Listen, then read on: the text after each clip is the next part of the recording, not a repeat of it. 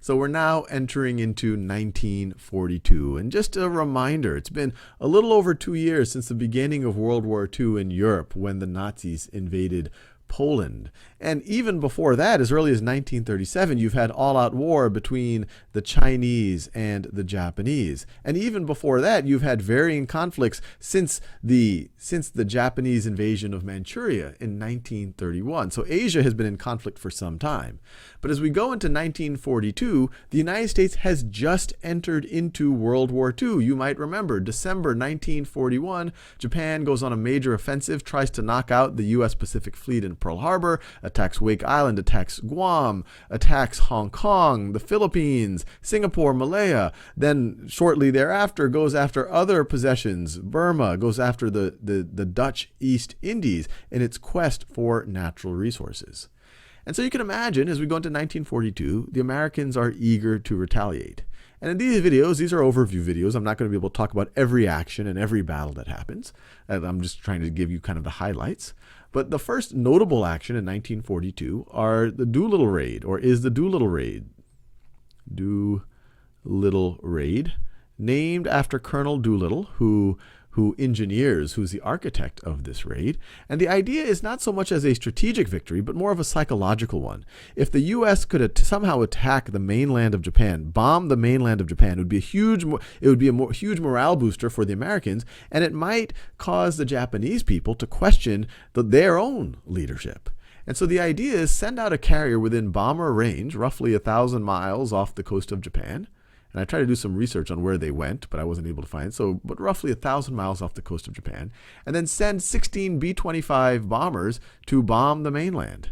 So 16 bombers to bomb the mainland. And they are actually able to do this. 15 of the bombers, since they can't land back onto the carrier, they're too heavy and too large to do that, 15 of them land in China.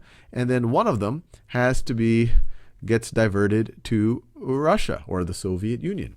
And out of the 80 crewmen, all of the planes get lost, but out of the 80 crewmen, 3 are killed in action, 8 are captured, and 3 are killed in captivity by the Japanese. But for the most part, a hugely successful operation. Only months after Pearl Harbor, the U.S. is able to attack the Japanese mainland. So once again, more of a psychological victory than a strategic one, but a major psychological, I guess you could say, accomplishment from the Allied point of view.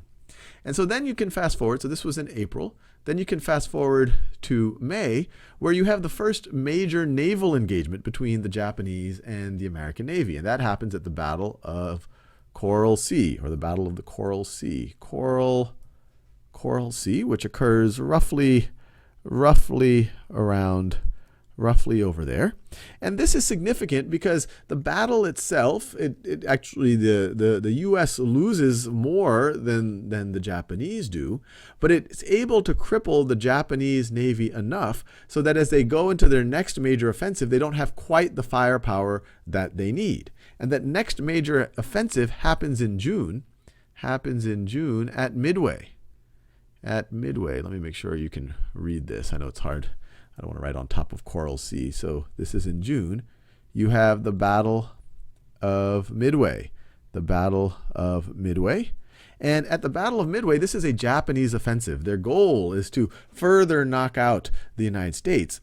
But it ends up going the other way. And this is considered a big deal. This is the first Japanese naval loss since the Battle of Shimonoseki Straits in 1863. So you have a U.S. victory here.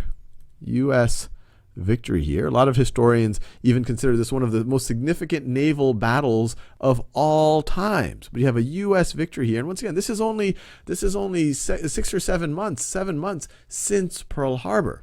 So you have Coral Sea, which is able to cripple the Japanese Navy. Maybe cripple is a strong word, but it's able to kind of pare them down a little bit. Then you have Midway, which is a major U.S. victory. And then that takes us to August, where you have the Battle of Guadalcanal. So you have the Battle of Guadalcanal, where the U.S., there are several islands over here. The U.S. are attempting to take it. The Japanese want to retake it. But between kind of the on-the-ground forces and the naval forces, the U.S. is able to defeat the Japanese and keep them from taking Guadalcanal. And this is a big deal because between Midway and Guadalcanal in 1942, this is kind of the turning point. After this point, Midway, the Japanese went on the offensive here. The Japanese tried to get the U.S. out of Guadalcanal in August.